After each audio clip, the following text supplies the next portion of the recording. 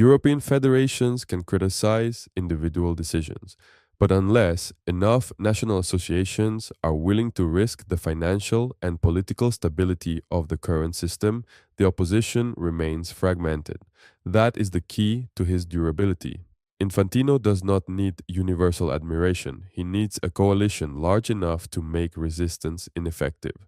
So, how did Gianni Infantino gain so much power and keep it without most people fully noticing?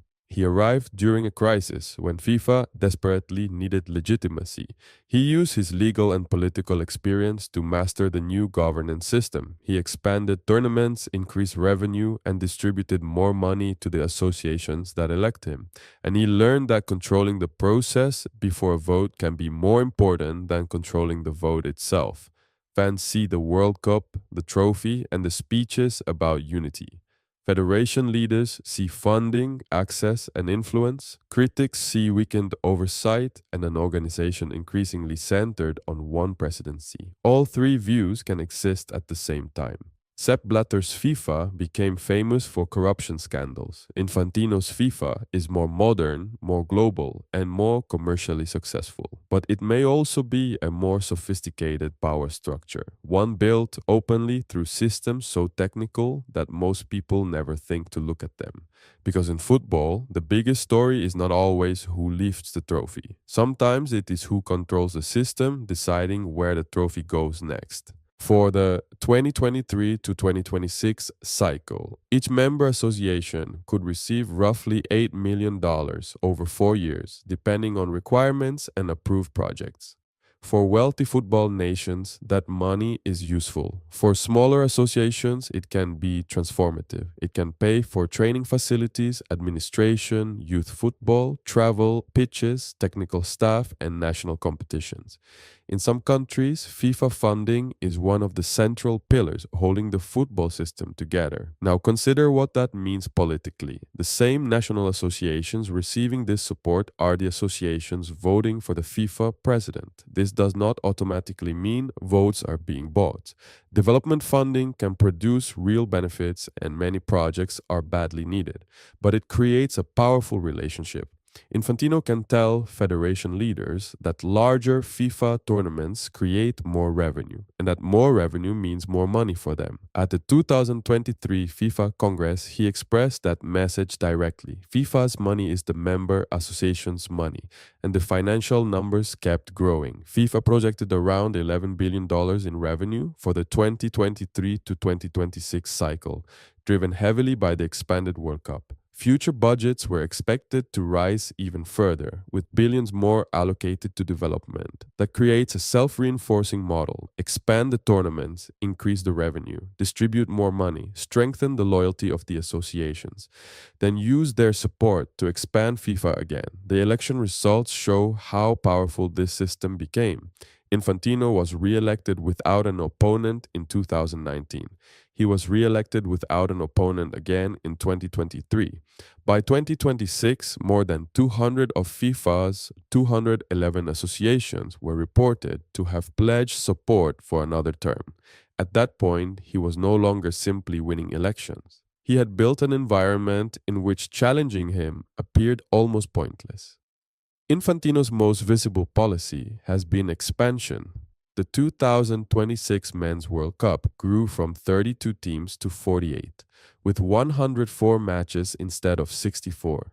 For fans, that means more countries, more games, and a much longer tournament. For FIFA, it means more broadcasting rights, more sponsorship inventory, more tickets, and more commercial value. But politically, expansion does something else. It gives more national associations a realistic chance of reaching the World Cup. That makes the tournament feel less like a product controlled by Europe and South America, and more like an opportunity for the entire FIFA membership. This was part of Infantino's message from the beginning. He told regions such as Asia that football had to become more inclusive. The sporting argument and the political argument reinforced each other. More teams meant more associations benefiting, more matches meant more revenue meant more development funding, and all of it passed through FIFA's central structure. Infantino has also shown how much power exists before a final vote takes place. Look at the host selection process for the 2030 and 2034 World Cups. In October 2023, the FIFA Council supported a unique 2030 arrangement involving Morocco, Portugal, and Spain, with centenary matches in South America. This effectively limited which confederations could bid for 2034. FIFA then invited only countries from Asia and Oceania to enter the 2034 race. Saudi Arabia announced its bid almost immediately. By the deadline, it was the only candidate. The final decision was formally approved by the FIFA Congress in 2024, but by then, there was no real competition left. This is agenda setting power. You do not always need to force people to choose your preferred option. Sometimes you shape the rules, timing, and eligibility until only one realistic option remains. The public sees the final announcement. The real power operated much earlier. Infantino has faced repeated controversy. There were questions about his meetings with former Swiss Attorney General Michael Lauber. Swiss authorities opened criminal proceedings in 2020, but those proceedings were closed in 2023, with prosecutors saying the suspicion had not been confirmed. That outcome is important. The strongest criticism of Infantino is often not a simple criminal case. It is an argument about governance, neutrality, transparency, and concentrated power. Those issues are serious, but they rarely produce the dramatic moment that immediately ends a presidency. At the same time, Infantino remains extremely useful to many people inside FIFA. He delivers growing revenue. He delivers more World Cup access. He delivers development funding. He maintains relationships with presidents, governments, sponsors, confederations, and association leaders. And because FIFA's electorate is made up of those associations, public anger does not automatically threaten his position. Fans can boo him in a stadium. Journalists can publish investigations. Most football fans know Gianni Infantino as the man standing beside the World Cup trophy. He is always in the VIP box, always near presidents, always speaking about unity and making football truly global. But that image hides the more important story. How did a relatively unknown football administrator become one of the most powerful people in global sport? And how has he made himself so difficult to challenge?